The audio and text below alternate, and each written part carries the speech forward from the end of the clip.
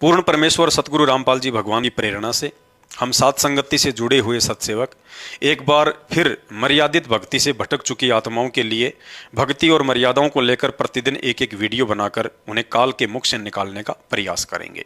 तो चलिए आज के वीडियो के माध्यम से विधिवत तरीके से तीनों समय की आरती करने के विषय में जानने का प्रयास करेंगे।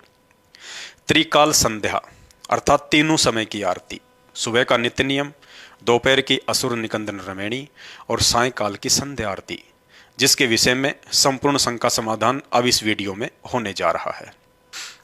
उपदेश प्राप्त करने के साथ ही भगत को प्रतिदिन अपने घर पर तीन समय की आरती करने के लिए भक्तिबोध नाम से एक छोटी सी पुस्तिका मिलती है, जिसमें तीनों समय की आरती, अन्नदेव की आरती तथा गुरुदेव भगवान को घर पर भोग लगाने की संपूर्ण विधि लिखी होती है। सुबह की आरती को नित्य नियम कहा जाता है, जिसका पाठ करने में लगभग 40 से 50 मिनट का समय लगता है। गुरुदेव भगवान के आदेश अनुसार ये सुबह का नित्य नियम रात्रि 12 बजे से लेकर दिन के 12 बजे तक कभी भी अपनी सुविधा अनुसार किया जा सकता है। साथ ही गुरुदेव भगवान ने यह भी बताया कि इस नित्य नियम पाठ के करने का उत्तम समय सुबह सूर्य उदय होने से एक आध घंटे पहले का समय है, जिसे ब्रह्म मुहूर्त भी कहा जाता है। यदि किसी कारणवश या काम धंधे के चलते मजबूरीवश भगत भाई बहन इस नित्य नियम पाठ को सुबह 5 बजे के आसपास नहीं कर पाते हैं, तो गुरुदेव भगवान ने बताया कि भगत को चिंतित नहीं होना चाहिए। दिन के 12 बजे तक भी यदि आप इस पाठ को विधिवत कर लेते हैं तो भी भगत को इस पाठ का समान रूप से ही लाभ मिलता है। साथ ही गुरुदेव भगवान ने यह भी बताया कि इस पाठ के करने का समय दिन के 12 बजे तक इसलिए बढ़ाया गया है, यदि किसी कारणवश हम सुबह सुबह इस पाठ को नहीं कर पाते हैं तो उस दिन इस पाठ के करने से वंचित रहने के बजाय जैसे तैसे लेट सेट होकर दिन के 12 बजे तक पूरा किया जा सके। अर्थात दिन के 12 बजे तक का समय गुरुदेव भगवान ने हम भक्तों को अपनी तरफ से एक एक्स्ट्रा ऑप्शन दिया है। अब यदि आप काम धंधे से फ्री हैं, आपके पास इस नित्य नियम पाठ को सुबह सुबह ही करने का पर्याप्त समय है और उसके बावजूद भी यदि आप आलस्य करते हैं, इस पाठ को रोजाना सुबह सूर्योदय के समय ना करके दिन के 9 बजे, 10 बजे, 11 बजे या 11 बजे तक करते हैं, तो आपको इस पाठ का संपूर्ण लाभ मिलना मुश्किल है, क्योंकि आप गुरुदेव भगवान द्वारा दिए गए उस ऑप्शन का नाजायज फायदा उठा रहे हैं। क्योंकि दिन के 12 बजे तक नित्य नियम करने का यह ऑप्शन विशेष परिस्थितियों के लिए है, ना कि रोजाना के लिए। हमें विचार करना चाहिए कि वेदों में वर्णित यह त्रिकाल संध्या अर्थात तीनों समय की आरती गुरुदेव भगवान ने जो हमें बख्शी है, यह साधना तो 33 करोड़ देवी देवताओं को भी नसीब नहीं है।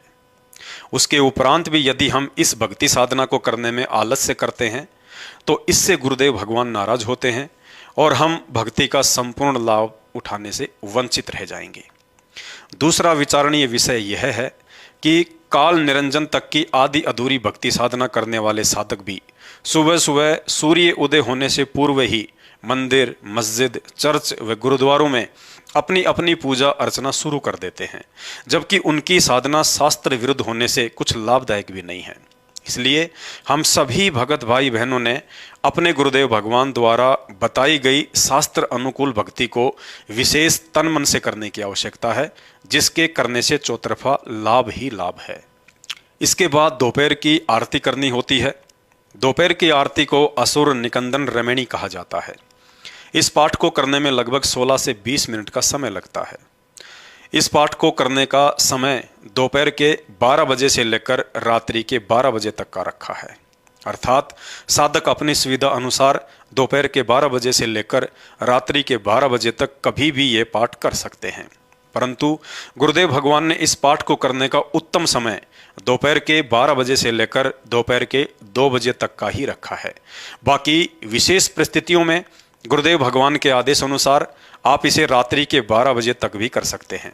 समझदार को संकेत ही काफ़ी है, क्योंकि रात्रि के 12 बजे तक का समय गुरुदेव भगवान की तरफ से एक ऑप्शन है, जिस ऑप्शन का लाभ केवल उन्हीं भगत भाई बहनों को उठाना है जो भाई बहन इस असुर निकंदन रमैणी के पाठ को किसी कारणवश या काम धंधे की मजबूरीवश दोपहर में 12 बजे से लेकर 2 बजे के बीच में नहीं कर सकते हैं। यदि आपके पास पर्याप्त समय है तो ये पाठ दिन के 12 बजे से 2 बजे के बीच में ही संपूर्ण कर लेना लाभदायक है। यदि आप गुरुदेव भगवान द्वारा बख्शीश रात्रि के 12 बजे तक वाले ऑप्शन का नाजायज फायदा उठाते हैं तो कहीं न कहीं आप भक्ति में गफलत कर रहे हैं, जिसका फायदा मर्यादा तोड़वाकर काल कभी भी उठा सकता है। इसके बाद सायंकाल की आरती करनी होती है, जिसे संध्या आरती भी कहा जाता है। इस पाठ को करने में लगभग 35 से 40 मिनट का समय लगता है। इस पाठ को सूर्यास्त अर्थात सूरज छिपने से लेकर रात्रि के 12 बजे तक अपनी सुविधा अनुसार कभी भी कर सकते हैं, परंतु गुरुदेव भगवान ने सायंकाल की आरती के करने का उत्तम समय सूर्यास्त को ही बताया है। अर्थात जैसे ही सूर्य अस्त होता है वही इस पाठ के शुरू करने का उत्तम समय है। संध्या आरती को रात्रि के 12 बजे तक करने का समय गुरुदेव भगवान के द्वारा दिया गया एक ऑप्शन है, जिसका नाजायज फायदा उठाना चाहिए या नहीं आप भाई बहनों को ऊपर वीडियो में बता दिया गया है। गुरुदेव भगवान ने बताया कि तीनों समय की आरतियों को संध्या आरती ही कहा जाता है। संध्या आरती का मतलब होता है 2 समय के मिलन के वक्त की जाने वाली आरती। जैसे यदि हम सुबह के नित्य नियम का पाठ सूर्य उदय होने से 1 आध घंटा पहले ही शुरू कर देते हैं तो वह समय नित्य नियम का उत्तम समय है, क्योंकि उस वक्त रात्रि का समय समाप्त और सुबह का समय शुरू होता है। अर्थात 2 समय का मिलन हो रहा है, जिसे संध्या काल कहा जाता है। इसलिए सुबह के नित्य नियम को भी संध्या आरती ही कहा जाता है।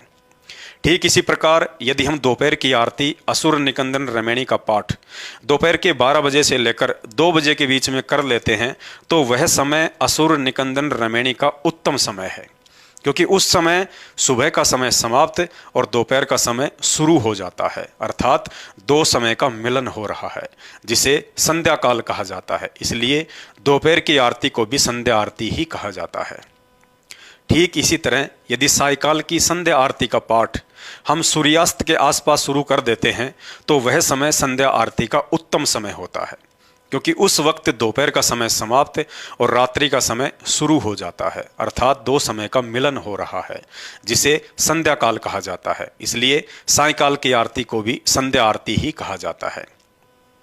अब आपके मन में एक छोटी सी शंका उत्पन्न हो सकती है कि यदि कभी कभार किसी मजबूरीवश या कारणवश तीनों समय की आरती या सुबह की आरती या दोपहर की आरती या शाम की आरती, इनमें से कोई एक आरती यदि भगत भाई बहन नहीं कर पाते हैं तो दोष लगेगा या नहीं। भाई और बहनों, गुरुदेव भगवान ने कबीर सागर के सरलार्थ पेज नंबर 593 पर लिखा है कि वैसे तो उपदेशी भगत ने तीनों समय की आरती अपने गुरुदेव भगवान का आदेश समझकर विशेष कसक के साथ नियमित रूप से करते रहना चाहिए। यदि कभी कभार किन्हीं विशेष परिस्थितियों में भूलवश या मजबूरीवश आरती नहीं कर पाते हैं तो ऐसी स्थिति में दोष नहीं लगता है, बशर्ते उस भूल के लिए गुरुदेव भगवान को दंडवत प्रणाम करके तुरंत क्षमा याचना भी करनी चाहिए और कोशिश करें कि आगे से ऐसी भूल ना हो। परंतु आप एक पुराने भगत हैं, आपको सतनाम या सारनाम भी प्राप्त है, आपको तत्व ज्ञान और भक्ति मार्ग अच्छे से समझ में आ चुका है, तो फिर आपको गुरुदेव भगवान का वह वचन भी याद रखना होगा। परंतु आप एक पुराने भगत हैं, आपको सतनाम या सारनाम भी प्राप्त हो चुका है, आपको तत्व ज्ञान और भक्ति मार्ग भी अच्छे से समझ में आ चुका है, तो फिर आपको गुरुदेव भगवान का वह वचन भी याद रखना होगा कि नर संसारी लगन में दुख सह करोड़ा, परमार्थ के कारणे जितना सहो उतना थोड़ा। अर्थात ज्ञान समझ में आ जाने के बाद एक भगत ने अपनी भक्ति क्रियाओं से अधिक किसी भी सांसारिक कार्य को महत्व नहीं देना है। सबसे पहले परमात्मा का काम, उसके बाद सांसारिक काम। गुरुदेव भगवान ने बताया कि सांसारिक काम भी परमात्मा की भक्ति करते रहने से ही सफल होते हैं। ये हमारी महाभूल है कि हम अपने सामर्थ्य या प्रयासों से किसी बिगड़े हुए कार्य को सुधार सकते हैं। अर्थात जिस दिन आपको ये भक्ति मार्ग पूर्णतया समझ में आ जाएगा और अपने आत्म कल्याण के प्रति आप सजग हो जाएंगे तो उसी दिन से आपके स्वभाव में यह बात शामिल हो जाएगी कि अपने आत्म कल्याण का कार्य पहले और सांसारिक कार्य बाद में। अर्थात उसके बाद भक्ति में आपसे कभी भी भूल नहीं हो सकती। गुरुदेव भगवान ने यहाँ तक कह रखा है, यदि परिवार या रिश्तेदारी में किसी की मौत हो जाती है तो भी भगत ने अपनी तीनों समय की आरती व मंत्रों का जाप करना नहीं भूलना चाहिए। गुरुदेव भगवान कहते हैं, गरीब कच्चा हीरा कृच हो, नहीं सहे घनमार, ऐसा ये मन हो रहा लेखा ले करतार।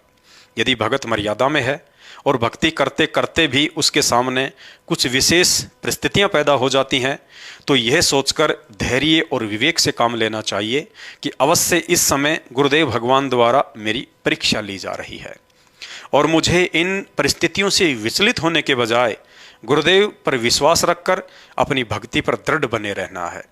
और ये विचार करना चाहिए कि इस तरह के छोटे मोटे संकट और परिस्थितियां तो उस समय भी हमारे सामने आती थी जिस समय हमने गुरुदेव भगवान की शरण भी ग्रहण नहीं की थी, जबकि आज तो समर्थ गुरुदेव भगवान का आशीर्वाद भरा पंजा सदैव हमारे साथ में है। सच्चा सतगुरु कभी भी अपने मर्यादित भगत को दुखी नहीं देख सकता है। अवश्य ही यह मेरी परीक्षा है और कुछ ही समय बाद जब वह संकट आपका गुजर जाएगा तो हमें स्पष्ट आभास होगा। यदि उस समय उन परिस्थितियों में विचलित होकर मैं अपना धर्म कर्म छोड़ देता, मन में कच्चापन ले आता या गुरुदेव के प्रति मन में कोई शंका या दोष पाल लेता, तो मेरी बनी बनाई भक्ति का सत्यानाश निश्चित था। और जो भाई बहन ऐसी परिस्थितियों को गुरुदेव भगवान का प्रसाद समझकर ग्रहण करते हैं, उनके अंदर तो पहले से कहीं अधिक दृढ़ता और विश्वास पैदा होता चला जाता है। भाई और बहनों, 2028 तक का समय गुरुदेव भगवान द्वारा युग परिवर्तन का समय निर्धारित किया हुआ है। इतिहास साक्षी है, जब जब युग परिवर्तन हुआ है तब तब इंसानों को मानव निर्मित या प्राकृतिक संकटों का सामना भी करना पड़ा है। कुछ ऐसी ही विकट परिस्थितियां आगामी समय में हम सब के सामने होंगी। शुरुआत 2020 से हो चुकी है, अब आगे आगे परिस्थितियां बद से बदतर होती चली जाएंगी। भक्तिहीन लोगों को सुरक्षा जैसे भी उनके पूर्व जन्म के संस्कार हैं उसी आधार से मिलेगी, परंतु हम भक्तों की रक्षा और सुरक्षा हमारी वर्तमान की भक्ति और मर्यादाओं पर आधारित होगी। अतः किसी भी सूरत में अपनी मर्यादाओं को टूटने ना दें और गुरुदेव भगवान द्वारा बख्शीश शास्त्र अनुकूल सत भक्ति को नियमित करते रहें। शंका समाधान में आज केवल इतना ही। भक्ति और मर्यादाओं को लेकर अगला वीडियो देखने के लिए हमारे Facebook page Pawan Das is live Manav Dharmi Pawan दास को फॉलो करें। अच्छा लगे तो शेयर करें। बंदी छोड़ सतगुरु रामपाल जी भगवान की जय हो।